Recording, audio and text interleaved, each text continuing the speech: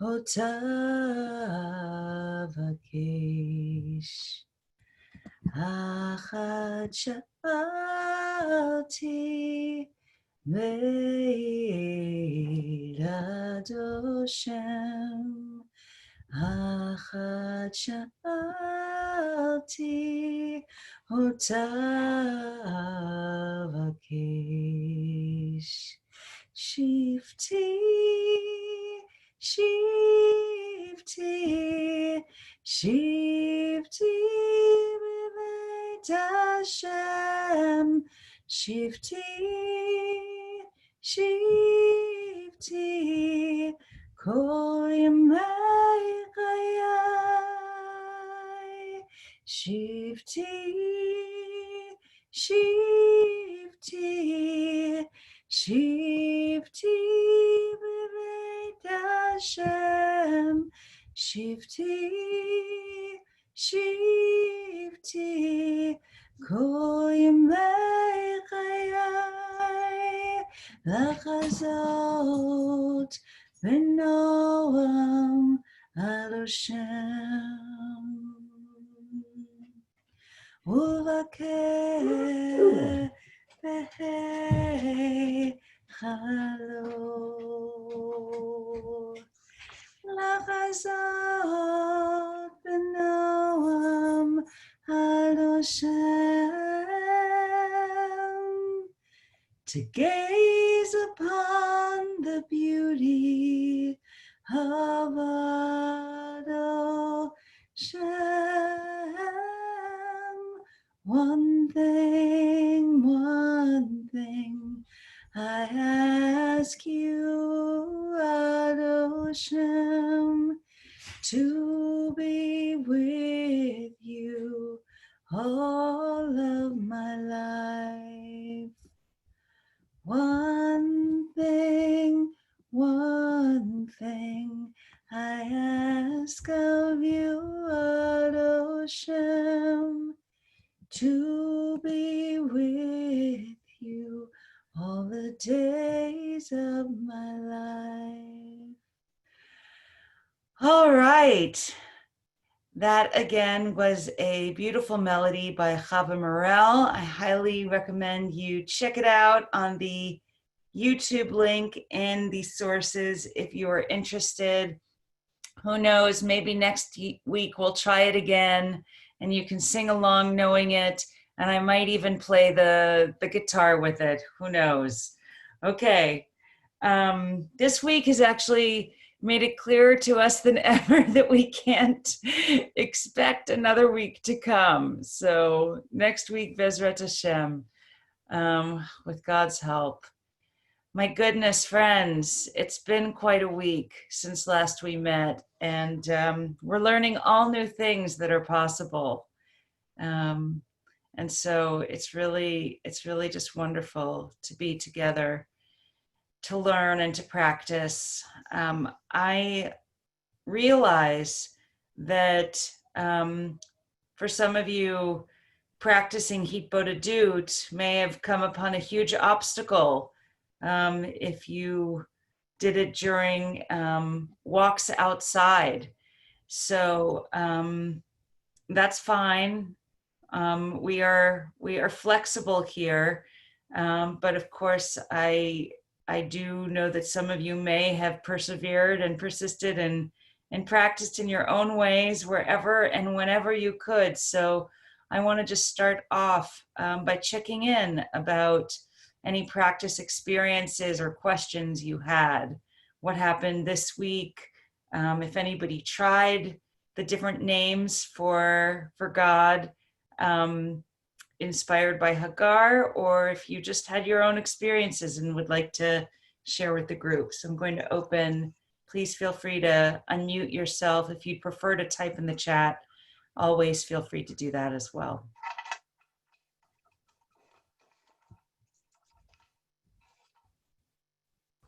Good morning, everyone. I would say that I certainly got derailed by the extreme heat and the air because it had been sort of, I wouldn't say my practice because this hasn't become a practice yet, but of course to be outside. And I find it continuing to be challenging, like putting on new clothes that I'm not accustomed to wearing, that aren't really quite comfortable, and I'm not sure if they're going to fit or not. But I did try names that work, and I'll continue to try. I was less successful with the regularity, but that's what it feels like, putting on something new that is not quite sure it's going to fit. That makes a lot of sense, and probably it's a great analogy towards trying on a new practice. And I would just suggest, sort of like whatever you know from your other practices, this is probably familiar. All the voices that start whispering to you, oh, this isn't for me, like the demons we talked about last week, right? Oh, this isn't for me. I don't really need a new practice, right? And that's fine. And it also may be true that this isn't one that fits for you. But since we're playing with it for this, short period of time, you can always just answer those voices like, right, it might not fit. Maybe I'll return these clothes. I have other clothes. But for now, for these 5 minutes, for 10 minutes, for 20 minutes, I'm going to put this on and see how it feels. Wonderful. Thank you for that, Jeannie. Anyone else? Any other practice experiences or questions? Yeah, Sarah Ann. First of all, hi. Sorry I missed last week. It's nice to be back. One of the things that feels so interesting about the practice is that it requires or brings up in me so much theological thought and work about who I'm actually talking to and what I imagine about them as a listener. Like, what is their role in the listening? And it's terrifying and challenging and a great invitation also. Wonderful. Thank you for all of that. I that very much resonates for me. In one sense, for anyone who has like a meditation practice, you think, oh my gosh, I'm getting taken so far afield. I'm getting taken right into all of these ideas and fears and worries and anxieties and thoughts. But for this practice, that's okay, right? And because you're talking them out, I imagine that anyone who's done this has noticed the difference between thinking in that kind of spiral and speaking in it. You don't tend to say the same thing over and over and over again. It might occur to you, but then you say it a different way, or it brings you to a different thought. And so it really is a very different experience. And I think that personally, again, in my own experience, that is very helpful territory to process through out loud, because it's always sort of there. Now we have the metaphor, I'm looking out my window, of all of this, ash that's in the atmosphere above anyway. And you want to say hi? My daughter just walked in and is trying to look at my screen. So, hello, Yael. Usually Tabby, the dog, comes in, but she doesn't get all the way in the screen. So usually when we're davening or praying, all of this kind of stuff is somewhere in the atmosphere, is somewhere in there going, wait, who am I calling out to? Why am I doing this? And when you're actually doing it one-on-one, as it were, right, and out loud, you're actually engaging that. And I find it takes me to a different place often, a different place than I started off, or just lets me know what's real for me, which is also useful, and lets me know sometimes where my hard obstacles are, where I'm not going to get through, where I'm just going to stay stuck for now. And that's just good information. That's fine, right? And that's going to be really useful, I think, also for today, where we are in our prayer hero. We're going to be seeing someone who also uses new words for God that may or may not be challenging for us, more challenging than El Re'i, right? The God who sees me. So I think all of that, thank you for bringing it up. It'll be useful for our practice. Yeah, please, Linda. I missed the first session, so last week was my first chance to try this, and I found it extremely powerful.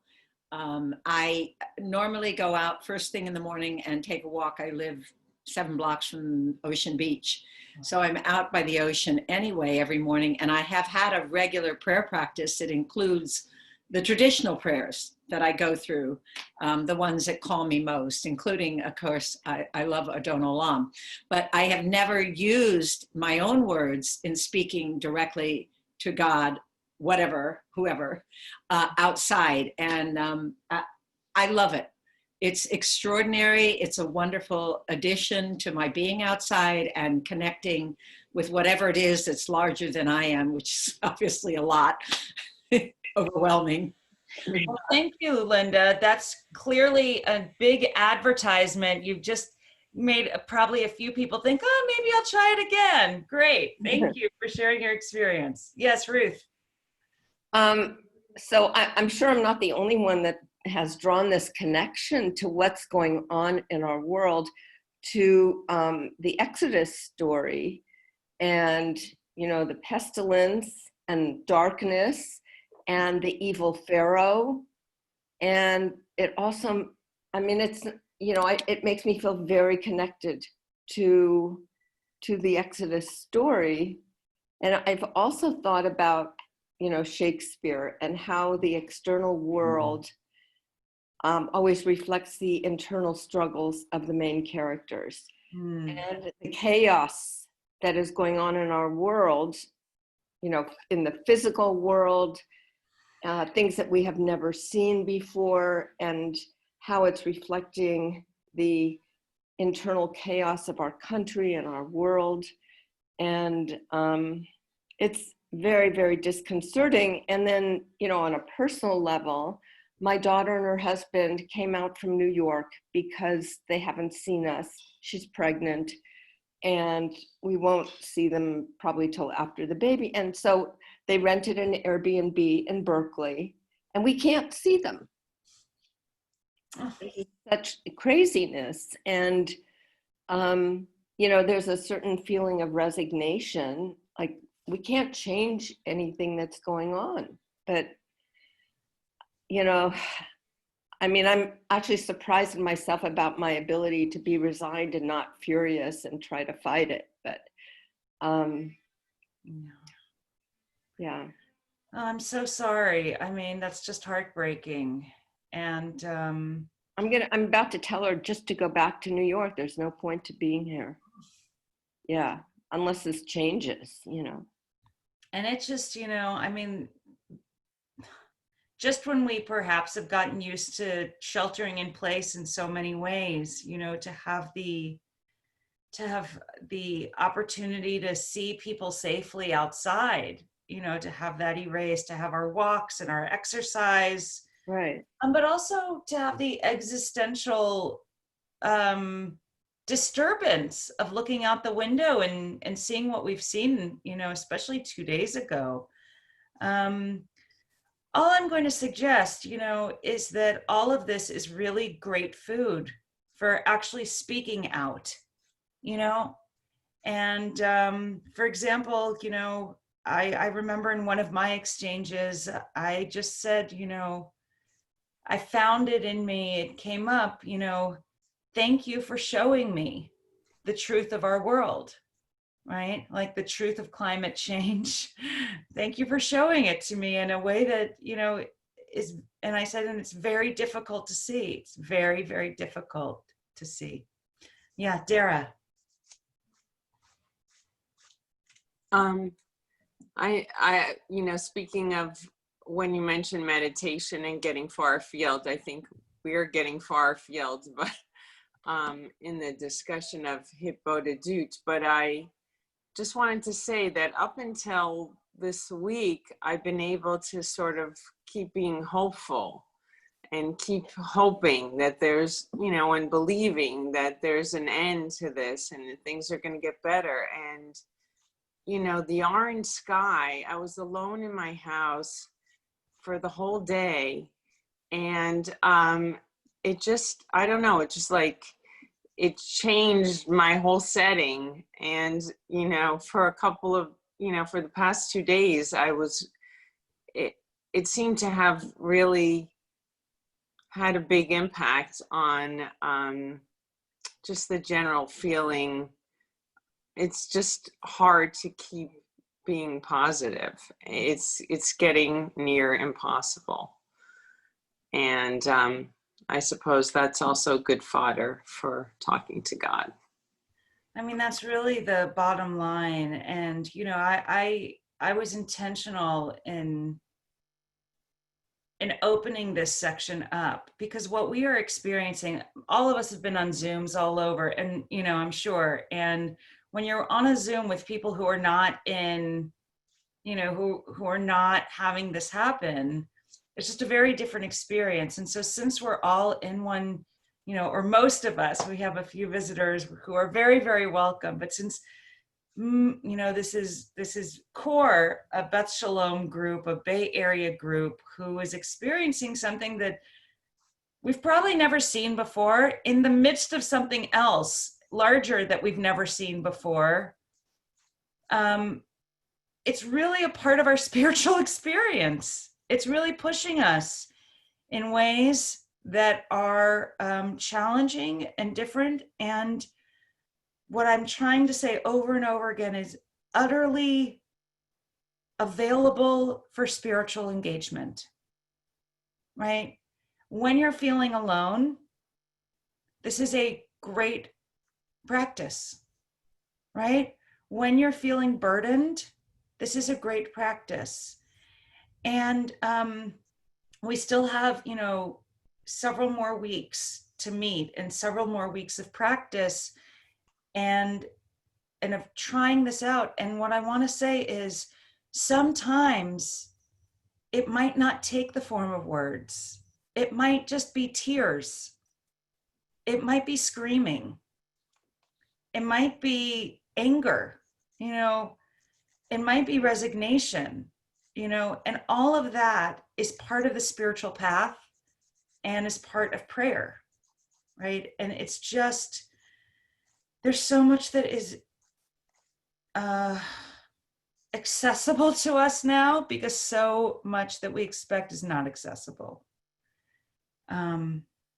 Okay, I think I'm going to move us into, thank you, Beverly. Yes, and Judah, absolutely. We are completely unprepared. And yet, you know, this is the thing, and this will move us into our text for today. This is totally unprecedented for us. This is a new experience for us. And yet, as Jews, we are heir to thousands of years of wisdom in a people who have rarely had it easy, one way or another, right? And so years of dealing with all kinds of suffering and hardship that was in and completely not in their control. And that's what we're actually looking at today. The text that we are mainly focusing on, you might have been surprised if you saw who our prayer hero is, because it's Rabbi Akiva. And you might be thinking to yourself, wait a minute, he's a rabbi from the Talmud. We don't have a prayer. What story do we read about him? What piece of liturgy do we have from Rabbi Akiva? Well, friends, we will soon see, if you don't know already, that one of our most beloved prayers for this season comes originally from a prayer uttered by Rabbi Akiva, the Avinu Malkeinu. So we're going to be looking at a text that shows how this happened, but I want to give a little bit of context. And I see that some of you here have been studying Ta'anit, the Babylonian Talmud Masechet of Ta'anit, and you already know that this whole Masechet, this whole tractate, is an extended meditation on what can we do in the midst of environmental collapse?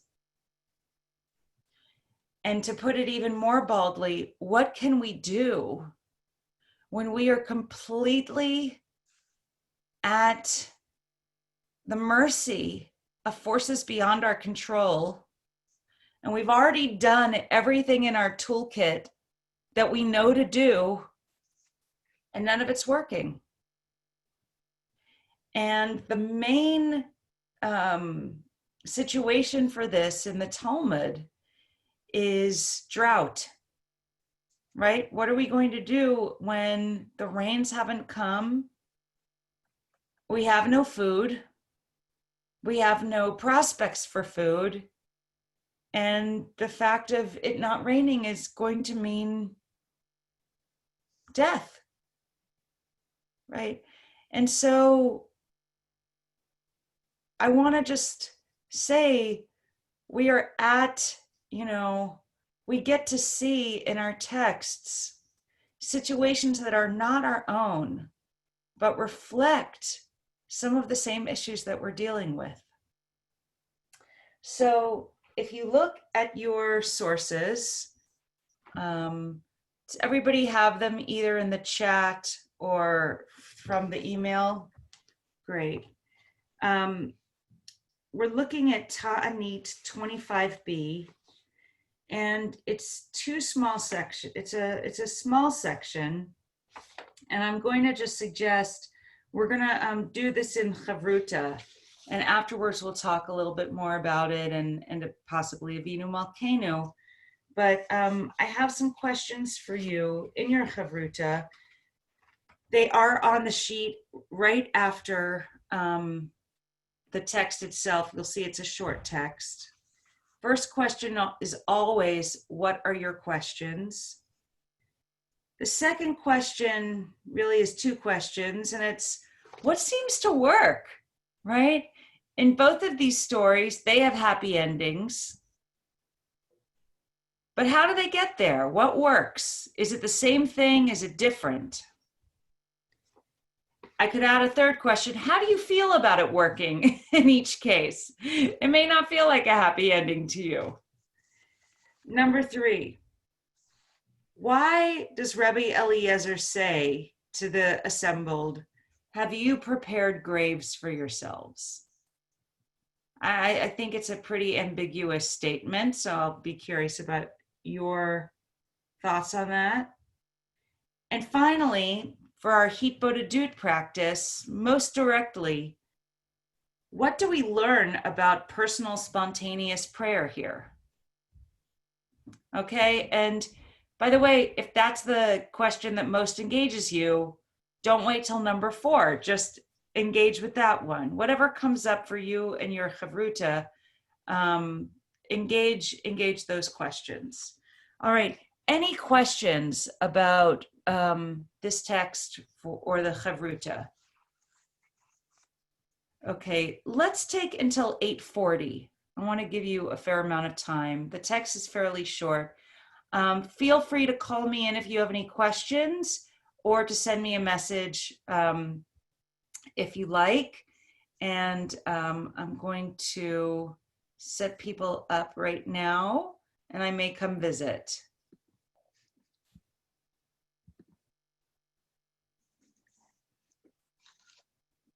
Wonderful.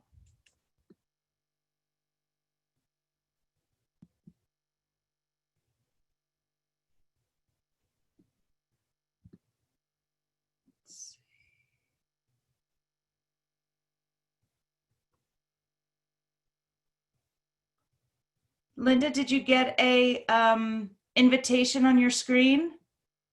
There you go.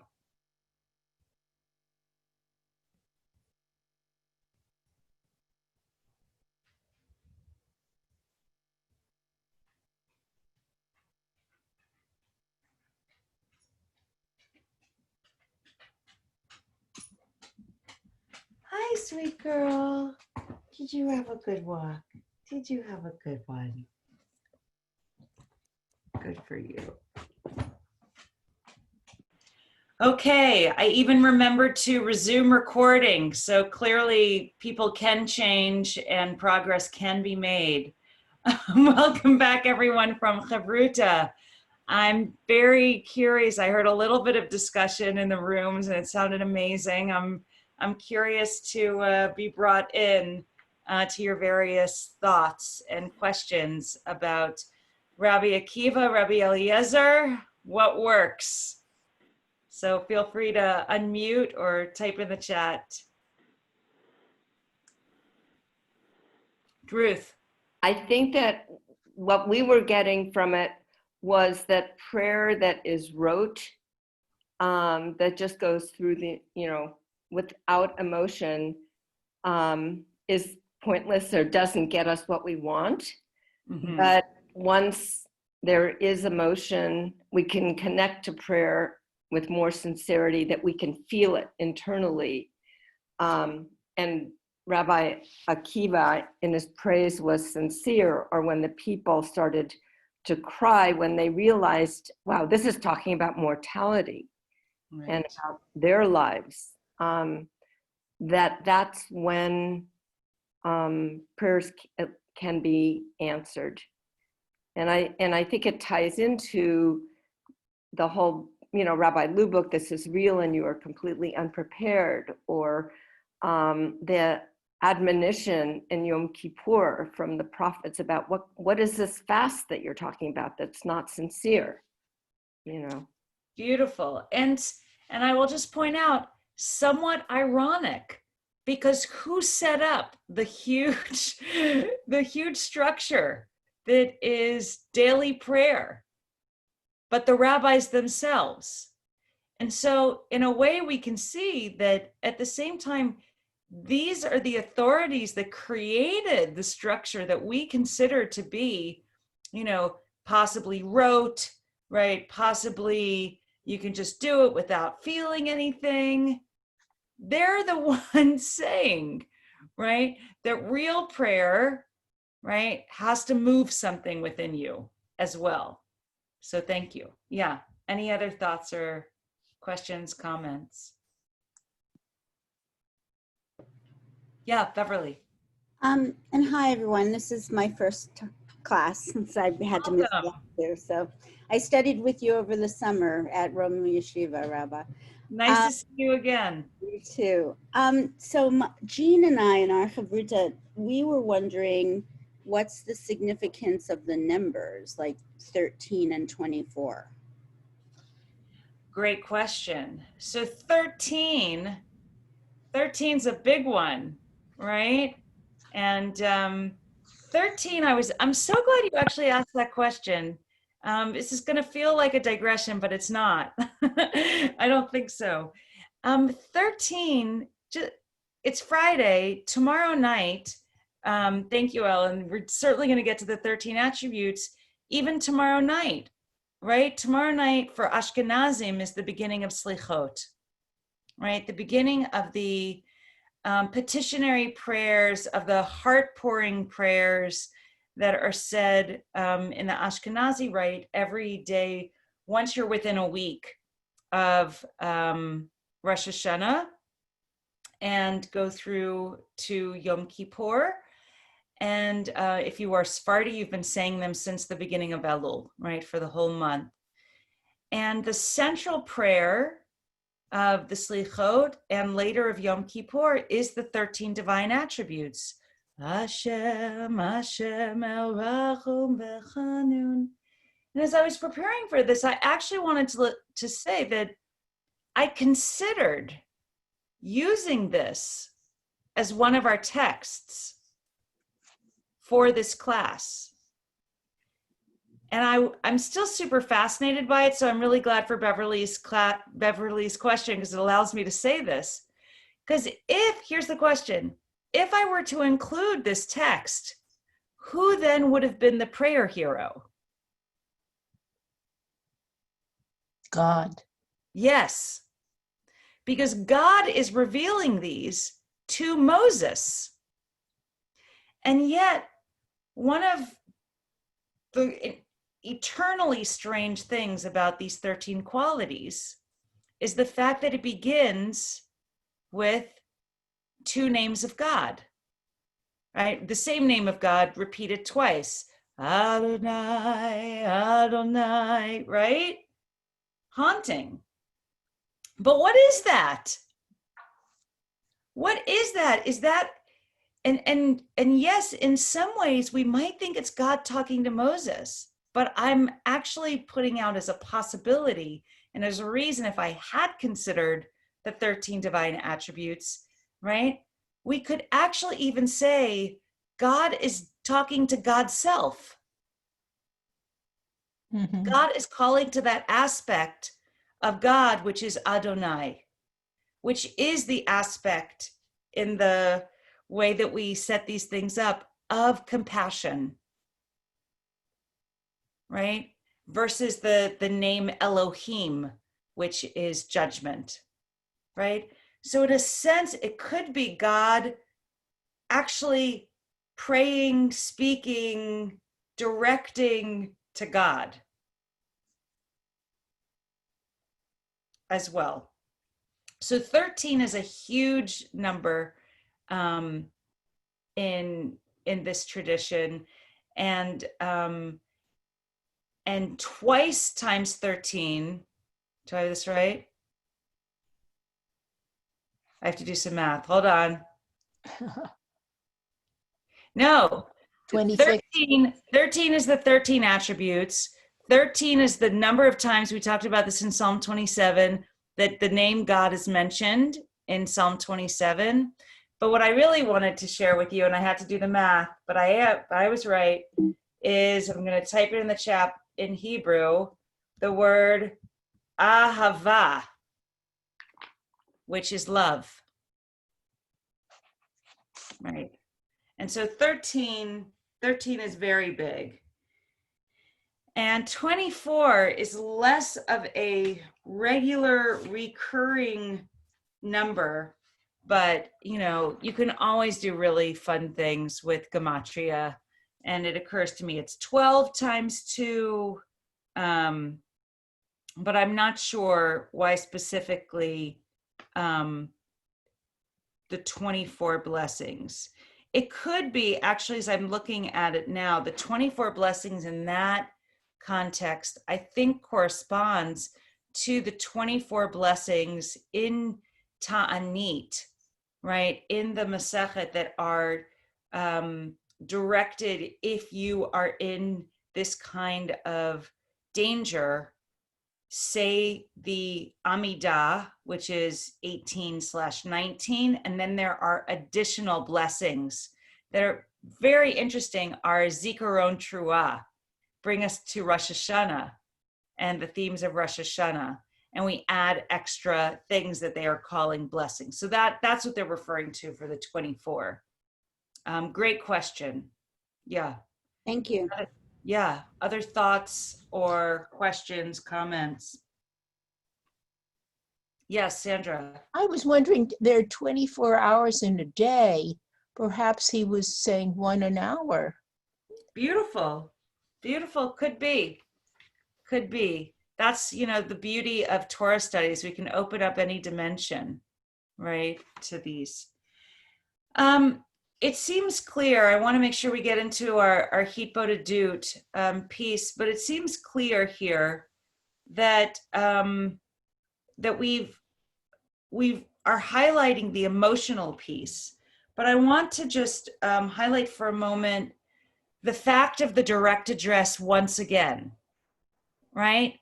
That where it all begins is with this Avinu Malkeinu, right?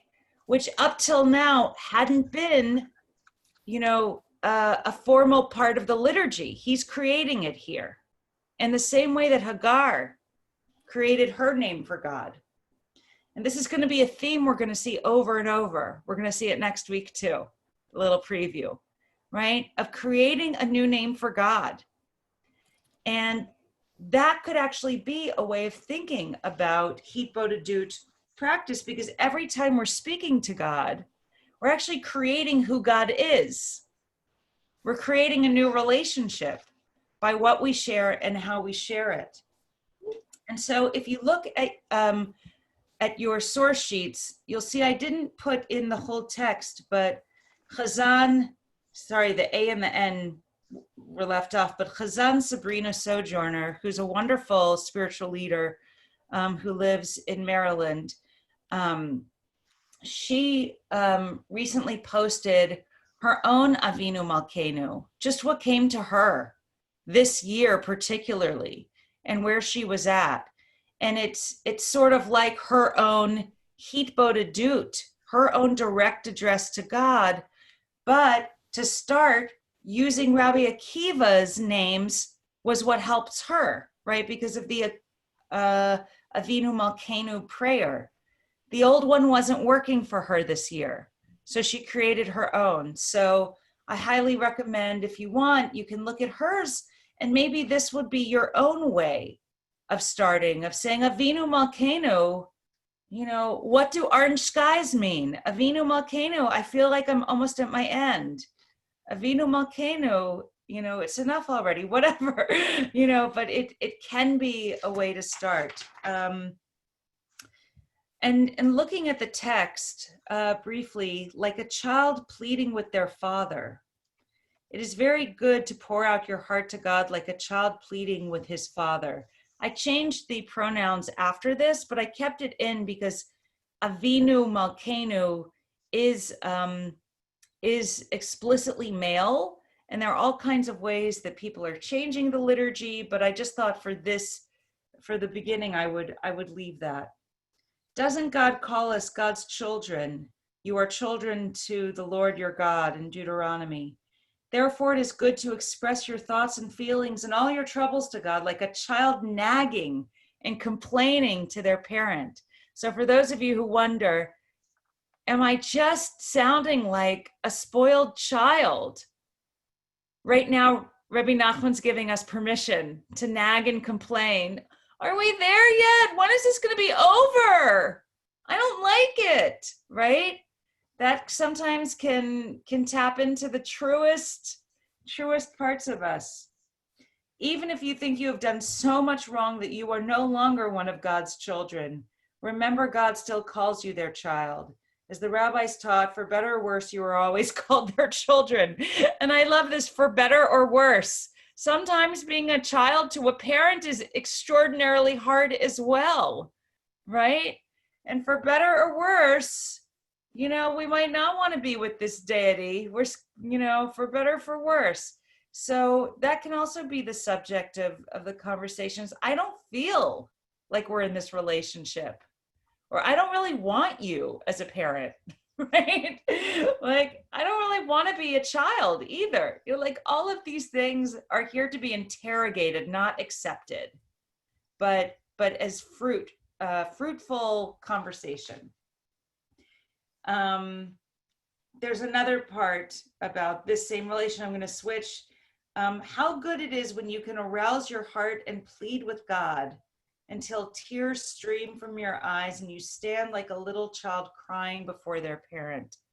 Again, in this Rebbe Nachman sense, the words of prayer are in some ways instrumental, because what they really want to get us to is that place of pure emotion and release, right? And when we can get there, that's a prayer in itself, right? That's what he will consistently say. That's the ultimate prayer.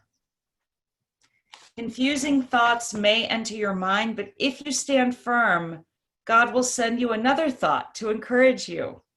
You may think you are no longer one of God's children, but if you do your part, God will eventually send you thoughts of encouragement. And maybe, Dara, this is where this is where Rebbe Nachman is speaking directly to you and just saying, you know what? Who knows what you have to pass through, right? But sometimes, and it'll be interesting, I will hold this up as an experiment. Let's see what happens. Let's see, even if we start out crying and complaining, if another thought comes that doesn't in some way bring comfort or encouragement, right? Not from us, but then the next thing feels like, oh, Maybe I have something else to say. Maybe I'm feeling something else. It may or may not work. I'm not promising anything. There's no money back guarantees here, right?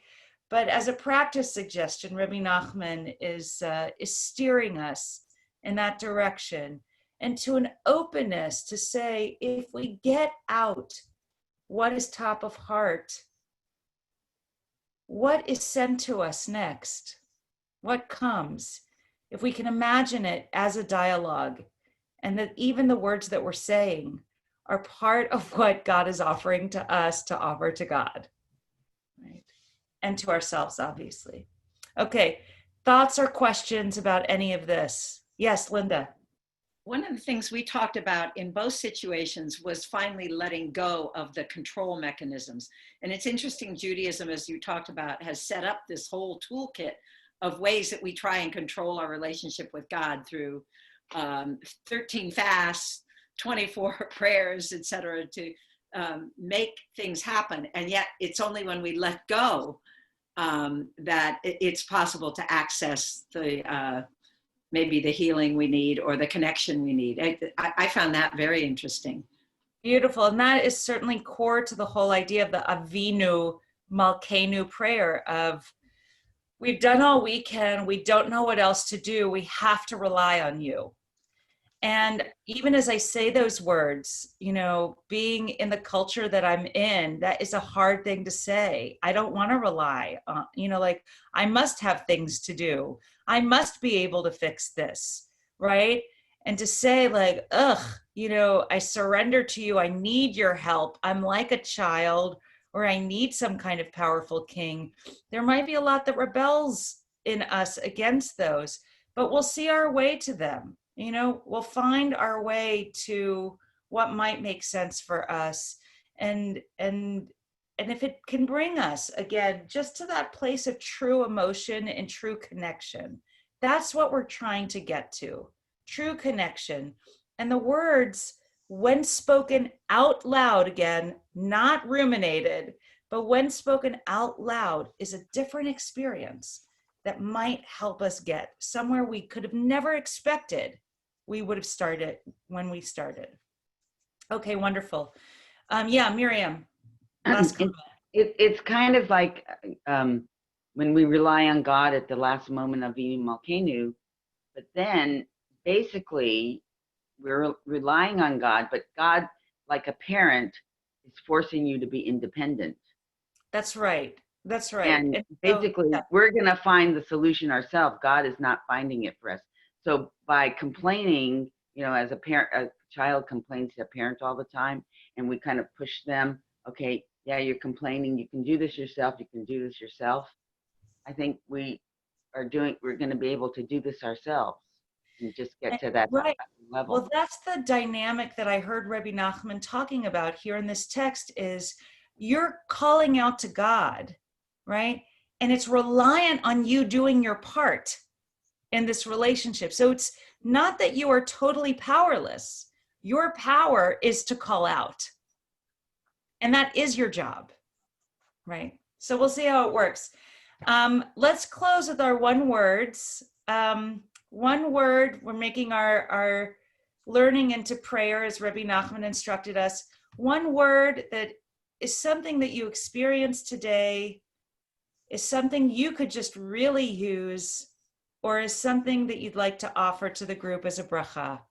So you can think about your one words, and I'm just people can feel free to just already unmute. I'll call on you. If you'd rather not say, feel free to put it in the chat, and I'll know not to call on your name, and I'll just read what you say in the chat.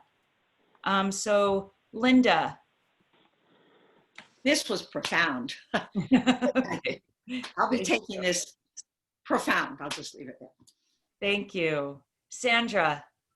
Well, even if we reach rock bottom during these terrible times, just wait it out and the sun will come out again. Thank you. Jeannie. Find your breath. David. Just talk to God. Ruth. Get to an emotional level. Sandy, Heart. Judah, Bracha. Betsy. Oh, you're still muted. Hopeful. Dara says respite. Ellen, Heartfelt. Marty, I'm going to do 2 because I need a plea for slicha. I was delayed today. Slicha is my plea. I'm sorry.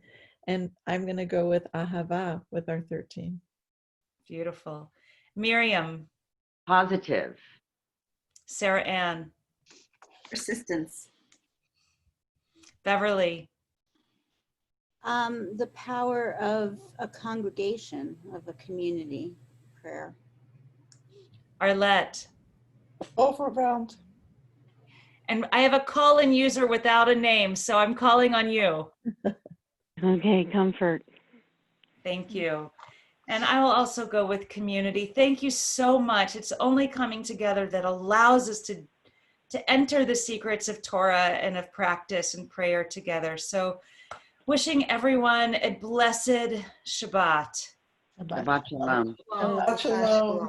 Thank you. Shabbat shalom. Thank you. Shabbat shalom, everyone. Thanks so much. Thank you so much. Thank you. That's